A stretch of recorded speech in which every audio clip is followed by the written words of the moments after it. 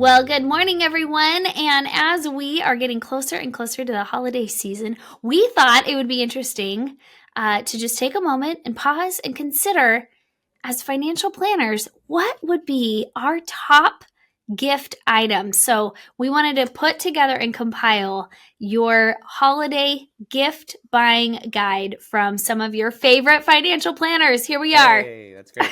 I think that is so good. I think, Randy, you may have done this years ago. I think did you give somebody in the family stock?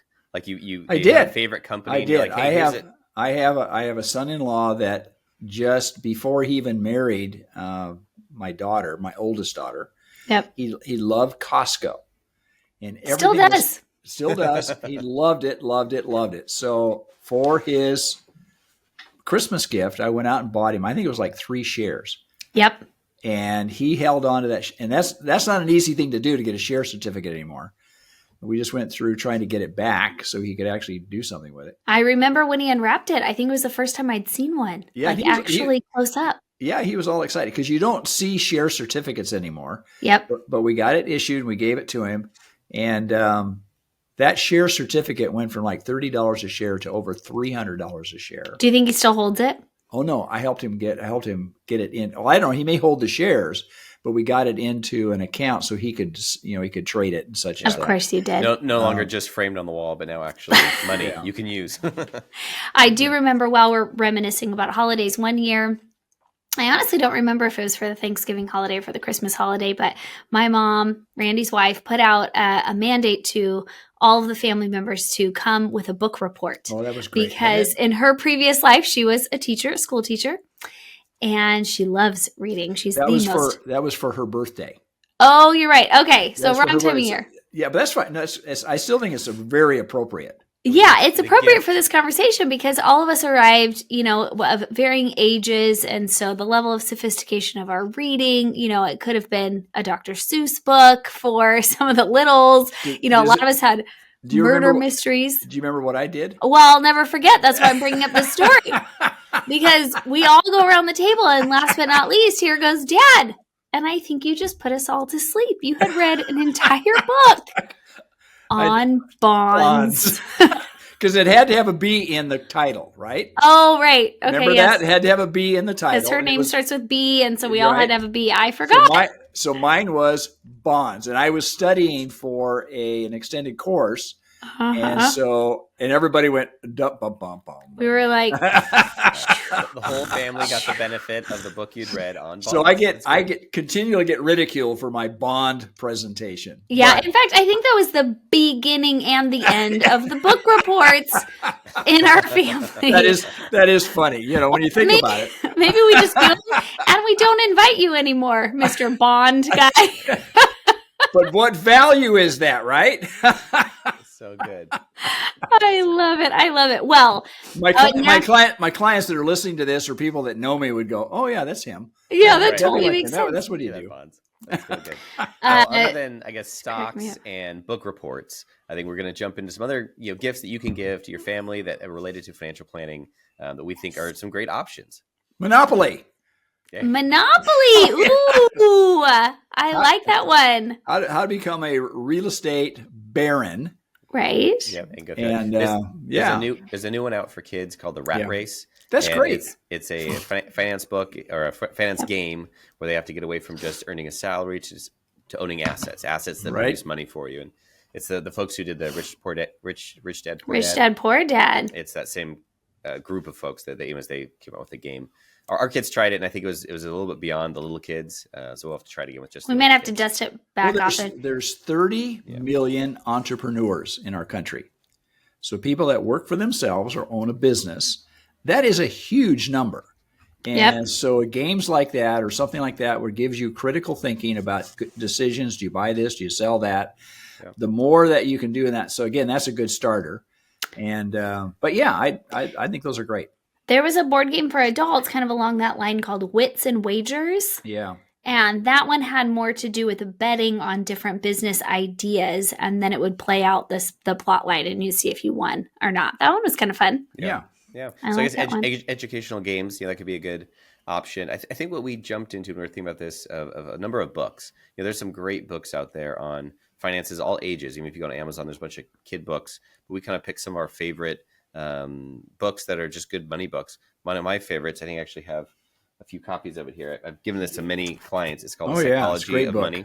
Perfect. It's not a perfect book, but it helps you think about what money does and what money does in your brain. And it's not so technical that it's over most people's heads. I've got a book here written by Edward Yardeni, and it's predicting the markets. Well, it's very deep. It goes down.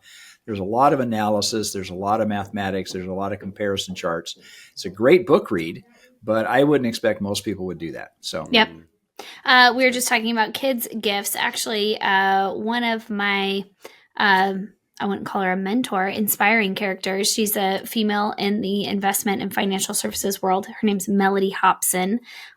She is the co-CEO of Ariel Investments. She just this last year authored a book called Priceless Facts About Money, but it's for youth. And so the illustrations are really colorful and fun and creative, and would highly recommend that book as well. That is fantastic. For another reader, one on our list is it's Thinking Fast and Slow by Daniel Kahneman.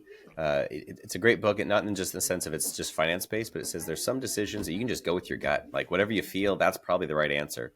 There's other spaces where they say you need to slow down and think and really go through some math, because the intuitive feelings may not be the right type of way to decide in that space. I thought it was a great book of just saying, when you certain things just go with your gut, other things sit and think. And finance, can roll different spots. And I think it's interesting because when I read that book, I started thinking about the person that's on the battlefield, and all of a sudden the enemy's coming at you. You better be able to make the best choices to not only win, but also protect your troops. But then there's the background general that's planning, that's planning the invasion or planning the attack. It's a whole different mindset and the skill sets to be able to make the right decisions going forward. And again, going back to what I like is anything that will provide critical thinking skills. Mm-hmm. And, I always kind of push back on our current educational system. It's outcome based. It's to make people kind of, people in the cogs, to do the things. Become a critical thinker. And, is that right? Is that wrong? What's the outcome of that particular decision? And I think anything that can help people, and particularly children, to become critical thinkers on their own. Yep. So good. That's great. Another one that's a real classic in our industry is called The Intelligent Investor by Benjamin Graham. Who was the student of Benjamin Graham? Come on. He's up there. Buffett? Warren Buffett. Warren Buffett. Yeah. Woo! Yeah, Warren Buffett was the student of Benjamin Graham. And so that tells you the age, because Buffett's in his 90s, so that was probably back in the 30s or the 40s when he was taking that college course. And as a comment, Intelligent Investor by Benjamin Graham, Randy, I think you gave me that book. Really? I think I'd asked for different books years ago. Man, I was probably 18, 19. And, we've known each other a long time. But I think you gave me that book of, it was a good beginning of all sorts of good things finance. I like that. I remember when you first came down to me and talked to you, says, what books would I get? And I'm thinking, okay, what does he really want? Is he just trying to get on my good side so he get close to my daughter? I mean, both. All. Yeah, right. All the above. But I didn't want to overwhelm you with stuff, but I gave him. But what really took me back, I guess it really not surprised me, but you read them.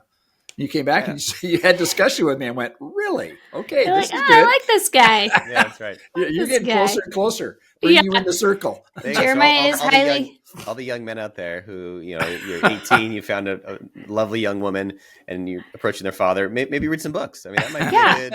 Find out what he likes. Ask the dad for book advice. I like this. All right, so let's jump out of the world of books and audiobooks to say what else is out there? What else could you get for someone that's a good present? And one that we like are some subscriptions. Sorry, say that 5 times fast. Right. Get a subscription for folks, and it's not just the Jam of the Month Club, but there's some great subscriptions out there. And I have the Wall Street Journal. I think that's one that we've had for years. I use it through my phone. I think Randy, you read that in paper. I like paper. Now I have the digital access too, but I mean I like the paper because I'm old fashioned. I like to touch things. It's like getting a book. I don't have Audible books as much as I have a book. Yep. Because I can mark in it and I can go back and I can say, and because I'm cutting out articles and I'm giving them to you guys. I'm saying, look at this. And you're kind of going, yeah, sure. Right. If you're anywhere in close proximity, you're going to get an article. No, but it's great. I think subscriptions are kind of like the gift that keep on giving. Our kids have some kind of like zoo-related animal books that some family. Yeah, like a National Geographic one, I think that they get. They love it. They love it. And it's a subscription that someone in the family got them. So every month they get this new magazine. They remember, hey, we got this thing. So, any sort of magazines that are useful. So Wall Street Journal, they're connected with Barron's. Barron's is a little more investor specific. So and Barron's is weekly. Barron's has a lot of what I consider contrary thoughts to it. So whatever's going on in the world of finance, they have a tendency to be not necessarily competitive with Wall Street, but give you a different perspective of what's going on there. Kind of you have that contrary aspect of it. So anyway. Well, if you know someone that loves to read or has a lot of time to read, The Economist is fantastic. And The Economist gives you the other side. It's a publication of Financial Times, so it's more liberal. It's coming out of the European mindset. And it's just interesting that it gives you a different flavor of how the world sees finance. Yeah. And from a more, I wouldn't say they're purely socialistic, but they're clearly more leaning in that direction. So they give a lot of commentary upon the U.S. I mean, they're lambasting Trump because they see Trump as the almost antithesis of what they're believing. Yeah. So it's interesting to get that different perspective. So it's always good to be able to read different viewpoints of what's going on. Again, you're not going to give that as a gift per se. But a subscription, that's what I'm talking about. Yeah, I mean, if I wrap that up in a gift and gave that to one of your children, they go, wait a minute, what's this all about? Well, not you know what might be interesting, though, a gift for all ages, and I'm on a regular basis getting advertisements for this on Instagram and other platforms as well, but they have these memory books or journals, and they are meant to be exchanged between different generations within your family. So it could be grandparents to kids or grandkids. And they have prompts and different questions to ask about different time periods of your life. And I think it's really dynamic and really special. I did this with my mom for, I don't know, maybe 6 months, maybe almost a year. We would pass this journal back and forth. And in that format, I would answer the question, she would answer the question. And we maybe got halfway, maybe 3/4 of the way through the journal. You can add photos and things like that. But it's a way to capture memories and also to just pull out other stories that maybe you haven't heard from other generations in your family about growing up or their education or how they made certain big decisions in their life. I think that's really cool. Yeah, because the sense of time, I mean, you go back and what my perspective of time is different than yours, and it's a lot different than my grandchildren. So that has a tendency to really bring that up and say, what was going on when you were 5 years old? What was going on in the world? So you give them a perspective, or 10 years old, when I graduated from high school, or, those kinds of things. And I think it really kind of puts the reality that we're all in this time, we're all in this journey, but there's a lot of things that have happened over the last 20, 30 years. And it gives you a perspective of, okay, that's kind of a surprise. I didn't know that, right? Right. So, right. So we've gotten through some books. We've gotten through some subscriptions. We talked about both kids' magazines all the way up to, more academic journals and things like that. Let's talk about some of the fun things. Jeremiah and I are fairly athletic, outdoorsy. We like that kind of space and those things. So I've been researching some really cool water bottles. And did you know that you could bottle? Did you know you could spend $100 on a water bottle? Not me. Yeah. Inflation is real. Okay, but I may or may not have purchased this for maybe one of our family members, not you, Dad. But it is a insulated stainless steel water bottle, but it's self-cleaning. How does that happen? Is there like little gremlins in there? I know, right? I don't actually know how it works, and that's why I was willing to pay that ridiculous amount of money for it. But for those who are traveling long distances, this might be for someone who's traveling long distances and you're refilling your stainless steel water bottle in airports and anywhere you can get water because you don't want to be buying plastic water bottles. This one, you push a button and it cleans itself. I mean, how does it do that? Amazing. I mean, does it take away contaminants in the water? I mean, does it filter the water? Yeah. Yeah. We'll I find don't know out, how the right? magic We'll works. have to open it at Christmas and see whoever gets this one. Well, it's interesting. When I've traveled recently, I see more and more people use a bottle to fill up at the airport. Like they have a dispenser the way it's set up that you can put a water bottle under that dispenser, hit the button, and fills up the water bottle. Right, because we're trying to save our planet. Yeah. Well, again, I hate throwing stuff away. To me, it's just beyond stupid. But it's just part of our life. Everything's kind of a throwaway society right now. Yeah. Yep, that's good. I think one that's get away from I think it's fun, but software. But software in the sense of like you can buy these little gift cards, especially for kids to say, hey, here's 3 or 4 games that you have to buy. Put on someone's tablet, on their phone. They can go into the app stores, the Apple Store or the Google app, Google Store. whatever. Yeah, all those. They could buy some games that they might want, and I think that's a good one of software. It'd also be interesting thinking creatively to say, hey, this child is big into graphics and design. So I'm going to get them a license to Adobe Photoshop, or I'm going to get them we laugh that we use a budgeting software. So as a financial advisor, I would say, hey, what kind of finance software is out there that you could fund a year's subscription to and give to the next generation? Say, hey, we thought this might be helpful. We heard it on a radio program. We thought, or a podcast, we thought you might like this. We paid for a subscription, and hopefully this will help with some finances. Anyway, what a great present. Yeah, specifically, we've been working with this budgeting software called Copilot, and it's an app. And so for any of our listeners who have a young married couple, maybe, or a young adult who in your life and you're trying to figure out what to buy them, and it just might be a little bit of an encouragement to make sure they're managing their finances. Yeah, I mean, I'll give you we had a whole video episode on this, but Copilot Money, Monarch Money, or Pocket Guard are all 3 pretty great software that will help you with your budgeting and your financial planning, but they have a little bit of cost to them. And so if you were to sponsor that for a family member, man, that could be exciting to get them started. So that when we were growing up, we used the envelope method. We gave you an allowance and then we separated it out in the envelopes. But I've noticed in your household that you have something similar, but it's on the tablet, right?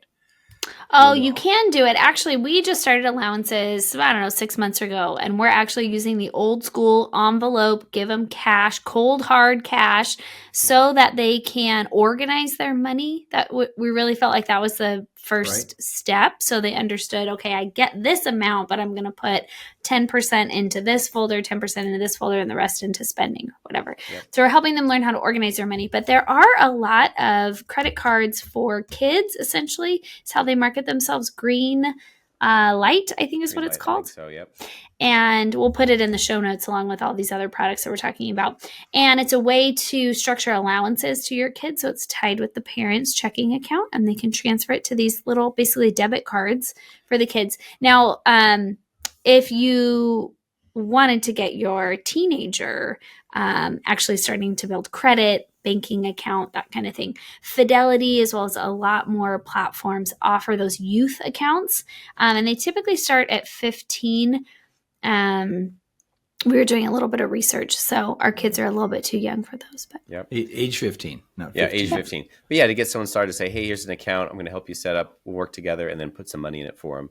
Another, while we're on the topic of these technologies, we use what's called Skylight. That's probably what you've seen in our house. It's a little screen, but it's all the kids, their chores. It's like a chore chart, but instead of little stickers, it is a digital, check off their chores. And we can control it from our phones, which is great. But you have a reward system attached to it, I'm assuming, if they do their work, right? That's correct. So Skylight, that is a great recommendation. We started Skylight around January, so we're almost coming up on a year, and we organize the kids' tasks and chores, and it shows up on a daily basis. It has a calendar component to it as well. So it cut down on all the multiple questions. What are we doing today? What time do I need to be where? So it's encouraging responsibility, and if they get their chores done by a certain time, I think we do it by like Saturday, without needing a reminder, dun, dun, dun. Then they're eligible to receive their full allowance. Again, I think it's great to see the responsibility to reward. So if you do this, you get a reward.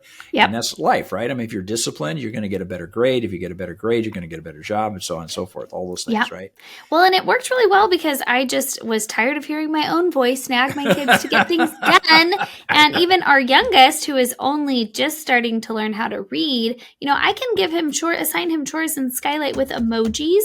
So he knows if there's a little bed or a toothbrush Or, shoes. He knows, okay, I need to go put my shoes away and I need to make my bed in the morning. And anyways. Yep. No, it's really great. I've seen that. I mean, I've not asked you all the specifics, but I've seen the kids interact with the tablet.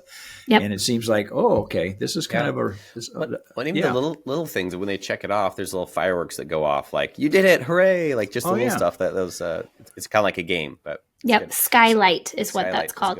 Well, let's talk about the holidays. We're eating all sorts of fun and indulgent foods, and so we want to make sure that we're also balancing that with staying hydrated and healthy. And so, who are you talking to? Yeah, I don't know.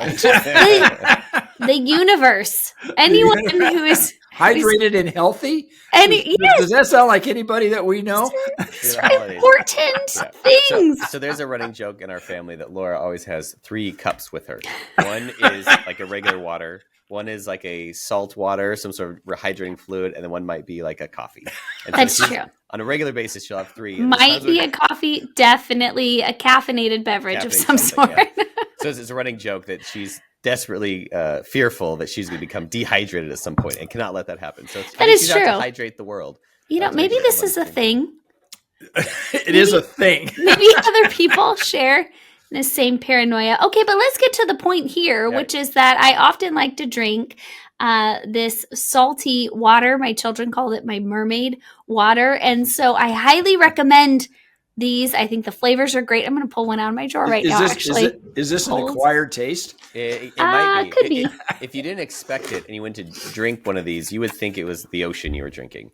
Oh, really? Okay, so for those who are just listening to this and not watching it, what I'm holding up is a little salty pack from a company called Element, LMNT, and their website is drinkelement.com, and they have all sorts of different flavors. This one I happen to be holding is raspberry. You can order a sample pack. You simply add it to your water, but it has 1,000 milligrams of sodium, 200 milligrams of potassium, 60 milligrams of magnesium, no sugar, and only 2 carbs. And I think it makes my water taste delicious. Tastes good. It helps with hydration. I mean, it's a win-win, right? Unless you have too much salt, and then don't drink them. But this is how it works. This is how this works. I grew up on a ranch, so in the open field, what we'd put out is salt blocks. Yeah, for the cows. And so the salt blocks would make them thirsty, so they drink more water, so it was better for the cows. So I'm sure this is some relationship there somehow, right? Yeah, this holiday gift buying guide took a hard left. That's all I have to tell you, because we're not buying salt sticks for anybody. That's what that is. It's blocks. A salt stick. It tastes delicious. So they drink more water. Well, yeah, stay hydrated over the holidays. That's the big takeaway, I think. I think I'm the cow in this scenario. Happened. No. Well, I'll keep. I think you're trying to make us all cows. I think that's what it's trying to do. That's right. All right, we're off the rails. Draw us back in. We've only got a minute. What else can we recommend? The other one we liked a lot was there's so many smart speakers out there and music players and Bluetooth speakers. Those are a blast. I think everyone likes those. They're fun. Sonos is a great system. They're a little more expensive, but they are really cool. We have a few of those around our office. Those are great. And the last one, I think, Laura, you put this on here, is houseplants. Who doesn't like a living plant for a Christmas present? Because when we talk about investing with people of all ages, the popular illustration is how you plant a seed, how you water the seed, and how you watch it grow. Right. And a plant is a gift that keeps giving all year long. I mean, provided you keep it alive. But looking back and saying, hey, I remember that. That's such a great one. We have actually a plant that is, I think it's 3rd or 4th generation. Yep. One of our daughters got it from her aunt, and her aunt had received a clipping from her mother, who received a clipping from, and it's this propagated indoor houseplant that's multi-generation. It's great. It's kind of a fun legacy. Isn't it like the bread dough that started? The sourdough. Sourdough is now, it's been around for 1,000 years. It's the same bread dough. I don't know. Not at my house. I'm not so good at keeping the sourdough starters alive. But we did manage to keep that family plant alive. We had to do some military maneuvers to keep it around when we had our house fumigated earlier this year. But that's for a different episode. So for sure. This has been good. Well, hopefully this is helpful as you think to buy for your family, not just gifts that they like, but gifts that will continue to give them benefits the rest of the year and the rest of their life. Absolutely. Happy shopping, everyone, and happy holidays. Until next week, folks, may you grow in wisdom and knowledge. Thank you for listening. We have a few more things to let you know about before we go. Podcast reviews really help us to serve more people and get this information into the hands of the people who need it. Please leave us a review. Even if it's not 5 stars, we welcome the feedback. And we invite you to let us know what topics you would like to hear more about, or what would benefit the people in your life who you're closest to. We have more resources online. Those resources are designed to help you share this great information easily with people in your life. To access those resources, please visit trichordadvisors.com. Often we hear from clients that they wish they had talked to us sooner. If that's you, we'd be thrilled to see how financial planning can benefit your life. Email us at contact@trichordadvisors.com or simply click on the link in the show notes. This show was produced by Graham Gardner at Model FA. Find out more about how to create a podcast for your financial planning business by visiting modelfa.com. We love creating content that's useful, resourceful, and maybe even a little entertaining. We want to make this mega universe of financial topics and advice applicable and helpful to your life. Remember, at Trichord Advisors, we are your future's best ally.